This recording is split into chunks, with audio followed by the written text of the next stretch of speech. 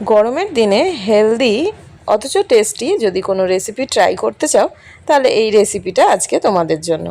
আজকে তোমাদের সাথে শেয়ার করতে চলেছি মুগ ডাল আর পুঁই পাতার কম সময়ে একদম ঘরে থাকা উপকরণ দিয়ে আজকে দারুণ টেস্টি একটা রেসিপি শেয়ার করতে চলেছি। দুপুরবেলা যদি এইটা বানিয়ে ফেলো, এটা গরম ভাতের সাথে যদি সামনে একটা মাছ ভাজা থাকে বা ডিম ভাজা, সেটা দিয়েই কিন্তু পুরো খাওয়াটা হয়ে যাবে, আর কিচ্ছু লাগবে না। আর সবথেকে মজার ব্যাপার হলো এটা কিন্তু যদি একটু বেশি পরিমাণে করে নাও তাহলে কিন্তু রাতের বেলা রুটির জন্যও হয়ে যাবে, কেননা এটা ভাত, রুটি, পরোটা সবার সাথেই কিন্তু দারুণভাবে জমে যায়। তো চলো তাহলে রেসিপিটা তোমাদের সাথে শেয়ার করা যাক। মুগ ডালগুলোকে আগে শুকনো কড়ার মধ্যে একটু নেড়ে চেড়ে হালকা ফ্রাই করে নিলাম। নিয়ে এটাকে প্রথমে একটু জল দিয়ে ধুয়ে আগের জলটা ফেলে দিয়ে আবার একটু জল দিয়ে এখানে দিয়ে দিলাম পরিমাণ মতো লবণ। ডালটা সিদ্ধ করার সময় একটা জিনিস খেয়াল রাখতে হবে, ডালটা কিন্তু আমরা এমনভাবে সিদ্ধ করব যে যাতে পুরো গলে না যায়। তো দেখো এখানে পুঁই শাকগুলোকে আমি বেশিরভাগ পাতাই নিয়েছি, কটা এমনি কচি ডাঁটা ব্যবহার করেছি। নিয়ে পরিষ্কার করে ধুয়ে রেখেছিলাম, সেগুলো ডালের মধ্যে দিয়ে দিয়েছি। কটা বিনস আমার ঘরে ছিল, সেগুলো শুকিয়ে যাচ্ছিল বলে সেগুলো দিয়ে দিয়েছি, কিন্তু সেগুলো অপশনাল।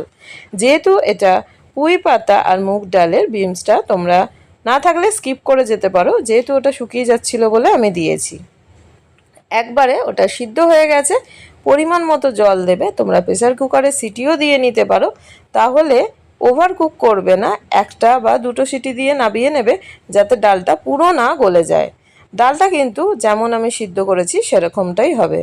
কড়াই তেল দিয়ে এখানে দেখো কতগুলো বড়ি আমি ভেজে নিয়েছি। বড়িগুলো ভালো করে ভাজা হয়ে গেছে, একটা প্লেটের মধ্যে বড়িগুলো তুলে নিয়েছি।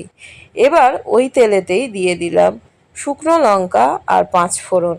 এখানে আমি রসুন কুচি আর আদা কুচি ব্যবহার করেছি। আদা রসুন থেতো করেও তোমরা দিতে পারো, কিন্তু বাটা দেব না, এখানে গ্রেট করে রাখা বা থেতো করাই দেব।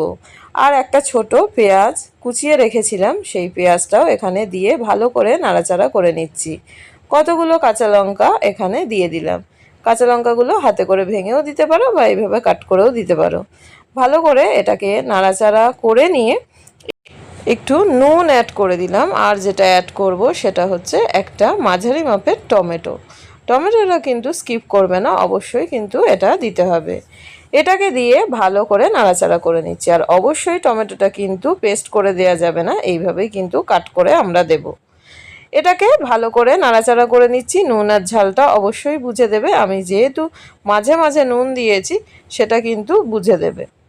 তো দেখো এটা ভালো করে তেলের মধ্যে নাড়াচাড়া করে ফ্রাই করা হয়ে গেছে। এবার এর মধ্যে অ্যাড করব হলুদ গুঁড়ো, লঙ্কার গুঁড়ো। এখানে অন্য কোনো রকম গুঁড়ো মশলা অ্যাড করব না। আর এখানে অ্যাড করব পরিমাণ মতো চিনি। এই রান্নাটাতে কিন্তু অল্প করে চিনি অবশ্যই ব্যবহার করবে, খেতে কিন্তু দারুণ টেস্টি হয়। যারা আমার ভিডিও দেখো তারা জানো আমি নিজে রান্নায় চিনি পছন্দ করি না বা ব্যবহার করি না, কিন্তু এই রান্নাটায় অল্প করে অবশ্যই চিনি দেবে। এটা দিলে কালারটা যেমন ভালো আসে, সেই রকম খেতেও কিন্তু টেস্টি হয়। এটাতে কিন্তু মনে করার এরকম কোনো কারণ নেই যে এটা মিষ্টি হয়ে যাবে। তো যাই হোক, এটাকে ভালো করে নাড়াচাড়া করে মিশিয়ে নিচ্ছি। এবার যে বড়িগুলো ভেজে রেখেছিলাম সেই বড়িগুলো এখানে কিন্তু যোগ করে দিলাম, দিয়ে ভালো করে আর একবার নাড়াচাড়া করে নিচ্ছি। এবার যে ডাল আর পুঁই পাতা সেগুলো সিদ্ধ করা ছিল সেইগুলো এর মধ্যে ঢেলে দিচ্ছি। তো ডালটা দেখে বুঝতে পারছো পরিমাণ মতো জল দিয়ে সিদ্ধ করা, খুব কিন্তু জল এখানে নেই। আর এই রকমভাবেই কিন্তু আমরা সিদ্ধটা করব, যাতে একটু হয়তো গামাখা গামাখা থাকবে কিন্তু জলটা পুরোটা অ্যাবজর্ব করে নেবে। তো এইভাবে কিন্তু আরও খানিকক্ষণ 2 মিনিট মতো নেড়েচেড়ে এটাকে রেখে দেবো। তো এই অবস্থায় হয়ে গেছে মোটামুটি আমাদের এই রেসিপিটা। এখানে যেটা অ্যাড করব সেটা হচ্ছে অল্প পরিমাণে একটুখানি আমরা অ্যাড করে দিচ্ছি ঘি।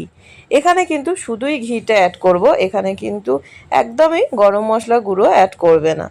তো ভালো লাগলে অবশ্যই কমেন্ট বক্সে জানিও কীরকম লাগলো। Thanks for watching.